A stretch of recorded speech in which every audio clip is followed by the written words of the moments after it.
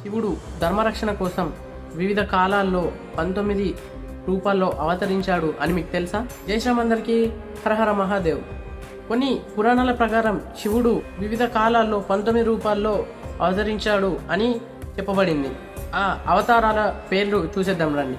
మొదటగా వీరభద్రుడు, రెండవది నందీశ్వరుడు, మూడవది భైరవుడు, నాలుగవది అశ్వత్థామ, ఐదవది శరభేశ్వరుడు, ఆరవది గృహేశ్వరుడు, ఏడవది దక్షిణమూర్తి, ఎనిమిదవది అవధూతుడు, తొమ్మిదవది యోగీశ్వరుడు, పదవది నీలకంఠుడు, 11వది సూర్యుడు శివాంశ రూపంగా భావిస్తారు, 12వది హనుమంతుడు శివాంశ రూపంగానే భావిస్తారు, 13వది పిప్పిలాదుడు, 14వది దుర్వాస మహర్షి, 15వది కిరాతుడు వేటగాడి రూపంగా భావిస్తారు, 16వది అర్ధనారీశ్వరుడు, 17వది కాలభైరవుడు, 18వది నటరాజు, 19వది లింగోద్భవమూర్తి జ్యోతిర్లింగ రూపంగా భావిస్తారు.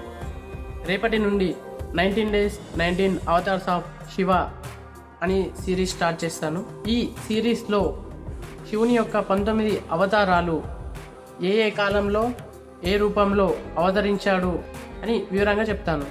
పేజ్ని ఫాలో చేసుకొని వీడియోస్ కోసం వెయిట్ చేయండి.